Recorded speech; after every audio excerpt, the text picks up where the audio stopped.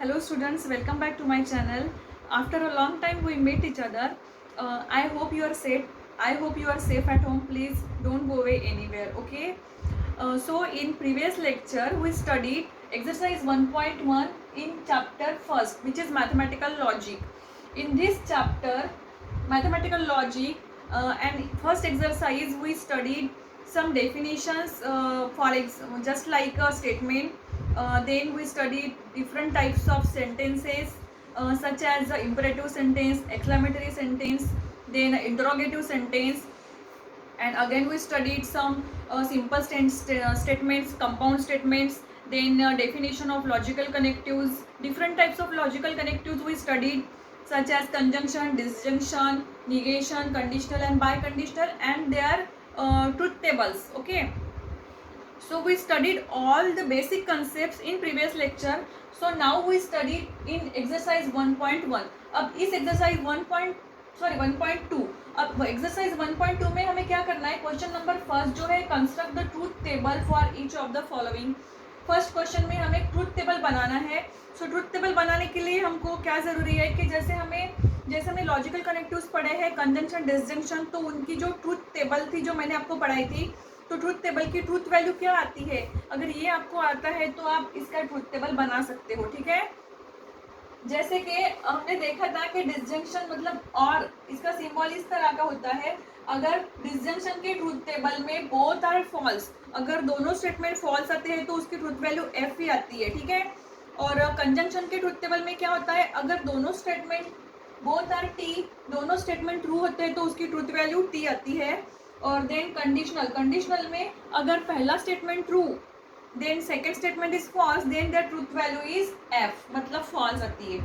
और जो लास्ट वाला था बाय कंडीशनल में क्या होता है कि अगर दोनों स्टेटमेंट ट्रू होते हैं तो भी उसकी ट्रूथ वैल्यू टी ही आएंगी, और अगर दोनों स्टेटमेंट फॉल्स आते हैं तो भी उसकी ट्रूथ वैल्यू टी ही आएंगी। तो इस तरह से ये जो है आपको ध्यान में रखना है। अगर ये आपको आ गया तो आप कोई भी स्टेटमेंट का ट्रूथ टेबल बना सकते हो। ठीक है, तो क्वेश्चन नंबर वन जो है वो है construct the truth table for each of the following. तो फर्स्ट एग्जांपल है यहाँ पे, in bracket P conditional Q conjunction Q conditional P. ठीक है, तो यहाँ पे हमको इसका ट्रूथ टेबल बनाना है। तो कैसे बनाना है, ये फर्स्ट एग्जांपल है और ये सेकेंड एग्जांपल है। सबसे पहले हम फर्स्ट एग्जांपल सॉल्व करके देखेंगे। तो आपको पहले ये देखना है कि यहाँ पे पी क्यू कौन से स्टेटमेंट है। यहाँ पे देखो पी और क्यू दो ही है। ठीक है, तो हमें यहाँ पे फोर ही रो आएंगे यहाँ पे। तो पहले हम लिख लेते हैं, यहाँ पे पी लिख लेते हैं सॉल्यूशन में, देन हम लिखते हैं क्यू, उसके बाद में यहाँ पे देखो क्या करना है हमें, पी कंडीशनल क्यू लिख लिया। देन अब यहाँ पे ये पूरा स्टेटमेंट लिखना है हमें, in bracket P conditional Q conjunction Q, ये हो गया। अब इसके बाद में ये पूरा statement, all over the statement, P in bracket P conditional Q conjunction Q conditional P. ठीक है, और इसका हमको टेबल बना लेना है, पूरा टेबल बनाना है हमें ब्रैकेट बना के, जैसे हम ट्रूथ टेबल बनाते हैं उस तरह से। ओके, तो अब यहाँ पे हम इसको टेबल बना लेते हैं, टेबल ड्रॉ कर लेते हैं।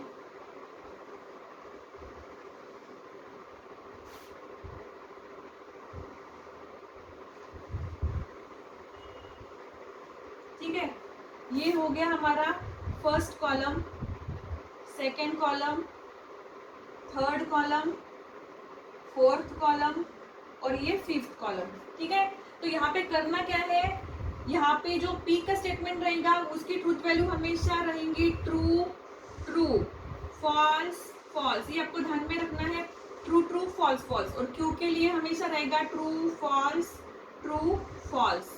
ठीक है, ये टेबल बना लो, बहुत ही इजी और बहुत ही आसान है ट्रूथ टेबल बनाना। अब ये हो गया, पी क्यू लिख लिया हमने, ये एज इट इज कॉमन, हर क्वेश्चन में कॉमन रहेंगी इसकी ट्रूथ वैल्यू पी और क्यू की। P रहेगा हमेशा ट्रू ट्रू और Q true true false false, और Q रहेगा ट्रू फॉल्स, ये इसकी ट्रुथ वैल्यू है। अब P कंडीशनल Q है थर्ड कॉलम में। कंडीशनल में क्या होता है पता है कि कंडीशनल में अगर पहला स्टेटमेंट ट्रू और दूसरा फॉल्स होता है तो उसकी ट्रुथ वैल्यू F आएंगी। Any condition this is true. अब यहाँ पे दोनों ट्रू है तो इसकी ट्रुथ वैल्यू T आएंगी। पहला ट्रू और दूसरा अगर फॉल्स आता है तो इसकी ट्रुथ वैल्यू आती है F, ठीक है। और ये तो अभी डिफरेंट हो गए, तो ये हो गए TT, ठीक है, क्योंकि अगर पहला ट्रू और दूसरा फॉल्स है तभी वो फॉल्स आता है, बाकी कंडीशन में वो सब क्या आएंगे, ट्रू आएंगे। अब उसके बाद में है P conditional Q conjunction Q। अब देखो थर्ड वाला कॉलम, दोनों थर्ड वाला कॉलम और Q, ये दोनों के बीच में क्या है, थर्ड और सेकंड के बीच में कंजंक्शन का साइन है। तो पहले P कंडीशनल Q है, इसलिए इधर से हम देखेंगे कि P conditional Q conjunction Q।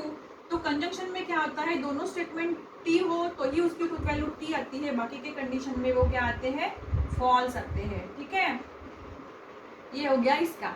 Then next पूरा स्टेटमेंट लिख लिया हमने, P conditional Q conjunction Q conditional P, मतलब 1 2 3 4, ये जो फोर्थ कॉलम है, फोर्थ कॉलम कंडीशनल P, मतलब फोर्थ और फर्स्ट के बीच में क्या है, कंडीशनल है। और कंडीशनल में क्या होता है, पहला स्टेटमेंट ट्रू और दूसरा फॉल्स हो तभी उसकी ट्रुथ वैल्यू F आती है। Any condition this is true, तो ये आएगा ट्रू ट्रू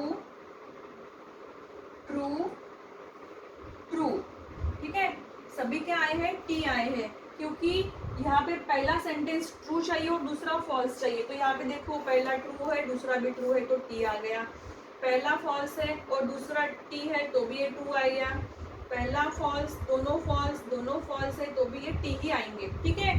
तो इस तरह से हमने इसका ट्रुथ टेबल बना लिया है। आई होप कि आपको समझ में आ गया होगा, ठीक है। तो बहुत ही इजी है ट्रुथ टेबल बनाना। यहाँ पे अगर आपको कुछ भी समझ में नहीं आया तो मैं फिर से आपको बताती हूँ। मैं देखो यहाँ पे ट्रू ट्रू फॉल्स फॉल्स लिख लिया, फिर Q क्या आता है, ट्रू फॉल्स। कंडीशनल में क्या होता है, पहला स्टेटमेंट ट्रू और दूसरा फॉल्स आता है तो उसकी ट्रुथ वैल्यू T आती है। Any condition this is false. उसके बाद में P कंडीशनल Q है, कंजंक्शन क्या है, Q है, ये Q। अब कंजंक्शन में दोनों स्टेटमेंट अगर T होंगे तो ही ट्रू होगा, नहीं तो ये फॉल्स होगा। देखो यहाँ पे गलत हो गया, दोनों ट्रू ट्रू है तो यहाँ पे T आना चाहिए था, ठीक है। ऐसे गलती होती है इसमें, इसलिए संभल कर सॉल्व करना है, ठीक है।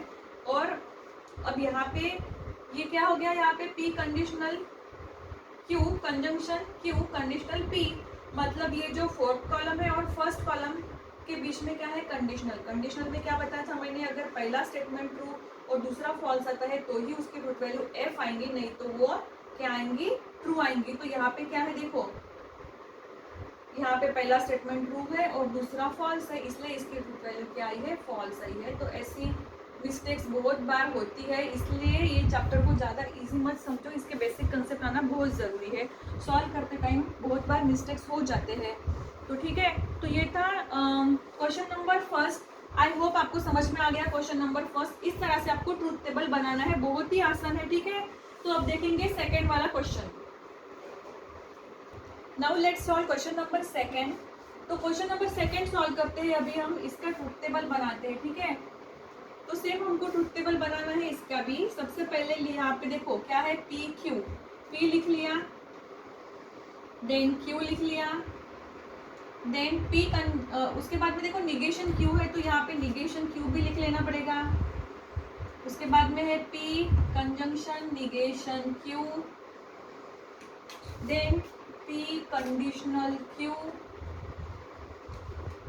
देन अब पूरा स्टेटमेंट लिखना पड़ेगा जो है P conjunction negation Q biconditional P conditional Q, ठीक है।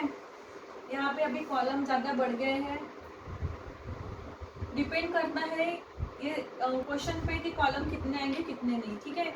अब यहाँ पे इसकी truth value true true false false, ठीक है।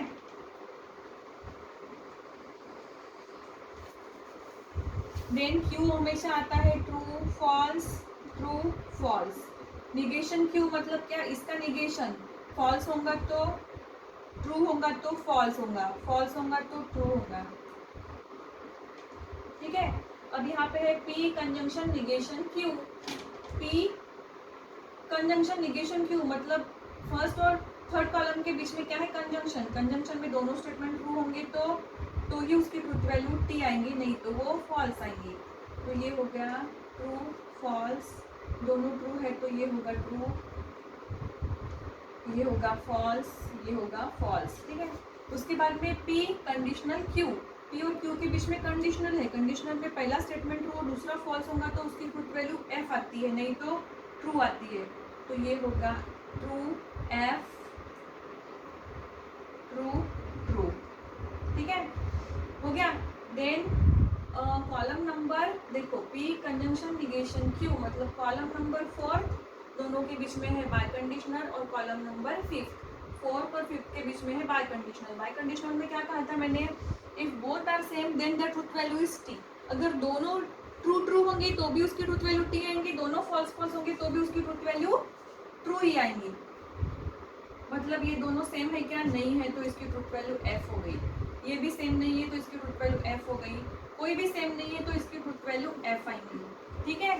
इस तरह से ये क्वेश्चन नंबर 2 भी हमने सॉल्व कर लिया, बहुत ही इजी है। आई होप कि आपको समझ में आ रहा है। आप प्रैक्टिस करके देखो घर में, जो बुक में आपके सॉल्व एग्जाम्पल है या फिर एक्सरसाइज में भी बहुत सारे एग्जाम्पल्स दिए हैं आपको प्रैक्टिस के लिए, तो वो आप सॉल्व करके देखो, आपको अच्छे से समझ में आ जाएगा। अगर आपको इसमें कोई दिक्कत आ रही है तो मुझे ज़रूर पूछिए, ठीक है। देन अभी के लिए बस इतना ही। Thank you so much. Next question देखेंगे हम नेक्स्ट लेक्चर में, ओके।